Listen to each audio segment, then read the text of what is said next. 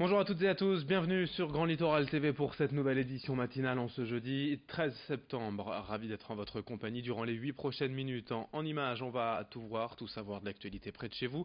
D'abord et avant toute chose, vos prévisions météo. Le retour progressif du soleil est annoncé aujourd'hui.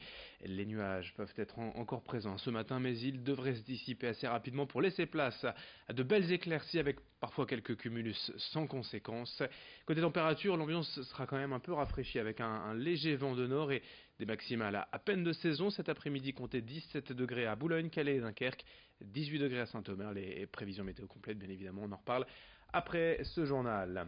L'actualité politique, tout d'abord dans la région avec la colère de Xavier Bertrand hier matin sur les ondes de France Inter.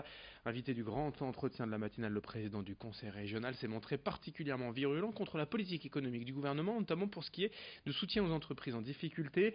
Xavier Bertrand a pris plusieurs exemples, notamment sur le littoral à Quadip, près de Dunkerque, avec l'entreprise Steam. Des promesses de l'État selon lui non tenues, des aides financières annoncées jamais appliquées. Je vous propose de voir un extrait de cette interview. Monsieur Griveaux, qui voilà quelques jours disait « Ouais, mais Xavier Bertrand, est-ce qu'il parle vraiment au nom de l'intérêt général ?» Bon, Monsieur Griveaux, il est venu dans une entreprise, Team, dans le Nord, dans le département du Nord.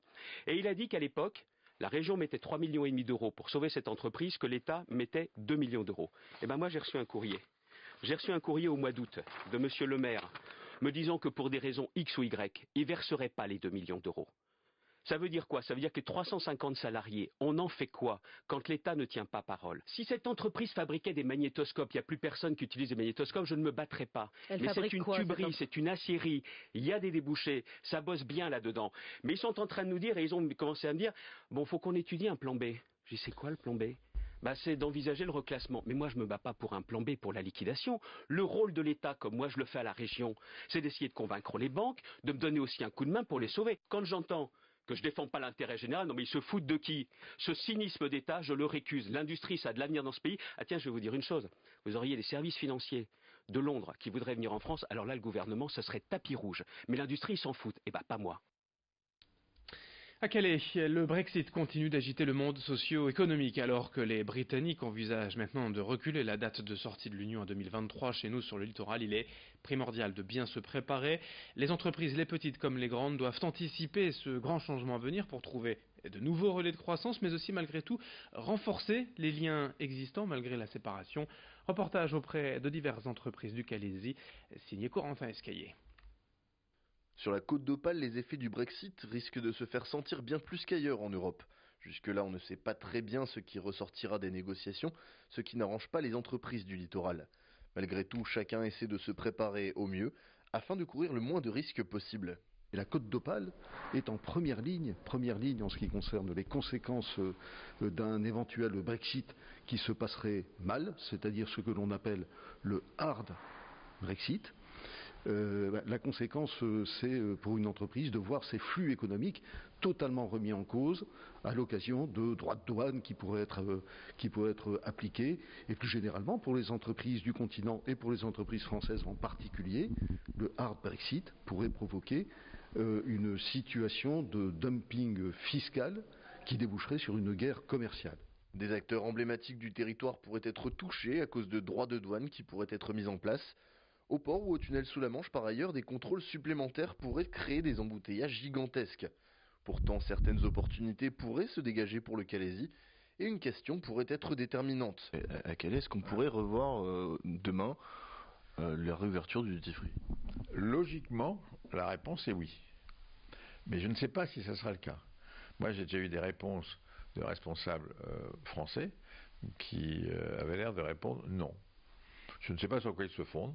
À partir du moment où l'Angleterre est un pays tiers, quand vous êtes dans un pays tiers, eh bien, vous achetez des produits hors taxe. Il est évident que pour le port de Calais, ce serait une très bonne opportunité pour maintenir le chiffre d'affaires et le nombre de passagers. Pour notre chiffre d'affaires, on peut être inquiet, mais c'est à nous à nous montrer suffisamment capables de s'adapter à une nouvelle situation. Si elle duty free, bravo, ça nous amènera un peu plus de clients sur le bateau. Et puis à nous adapter à de nouveaux flux, pas uniquement peut-être sur Calédour, de réfléchir à d'autres destinations, à d'autres types de trafic. La situation est incertaine en ce moment et personne ne sait à quoi s'attendre. Et la prudence est de mise. Malgré tout, si chacun des acteurs économiques se prépare correctement face au Brexit, les risques pourraient bien se transformer en opportunités. Autre actualité, autre info en images, à Grande-Synthe, la ville vient de prendre un arrêté municipal interdisant la pratique d'activités en extérieur les jours de pic de pollution, plus précisément lors d'une qualité de l'air impraticable. Sont notamment concernées les manifestations sportives, mais aussi les récréations en extérieur dans les écoles. Depuis le début de l'année 2018, déjà 33 jours d'alerte ou d'information pollution ont été constatés au sein de l'agglomération dunkerquoise. Cet arrêté s'inscrit donc dans une démarche globale de lutte contre la pollution, avec la mise en place de bus gratuits, vous le savez, par la CUD, mais aussi des subventions pour l'achat de vélos. Explication avec le maire de Grande-Synthe, Damien Carême, au micro de Marine Kijek pour Grand Littoral TV. Quand c'est une pollution à l'ozone, par exemple, ça peut avoir des conséquences graves pour la santé. Et donc en temps normal, et quand vous faites du sport, quand on fait du sport, quand on court sur un terrain, on inhale 10 fois plus d'air qu'à la normale, donc on avale 10 fois plus, on ingère 10 fois plus de cette pollution atmosphérique, et ça peut avoir des conséquences sur le court terme, sur le long terme, en fonction des pathologies de chacun. Ça peut avoir des lourdes conséquences. Donc je pense que le maire a aussi une responsabilité en termes de santé publique, et qu'il est de devoir du maire de prendre les dispositions pour éviter que sa population ne soit soumise à du risque. Pour terminer, juste une dernière information, je vous propose un rapide résumé des prévisions météo. Le retour du soleil, progressivement aujourd'hui encore quelques nuages au lever du jour, mais tout cela devrait se dissiper rapidement pour laisser place à de belles éclaircies et du ciel bleu aujourd'hui, malgré un air du nord un peu frais, des températures en retrait comparé au normal de saison. La journée devrait être belle sur le littoral et la côte d'Opale. Merci de votre fidélité, les prévisions météo complètes, c'est dans un instant dans la région, le retour de l'actualité régionale dès le prochain quart d'heure, dans moins de 8 minutes. Très belle journée à toutes et à tous.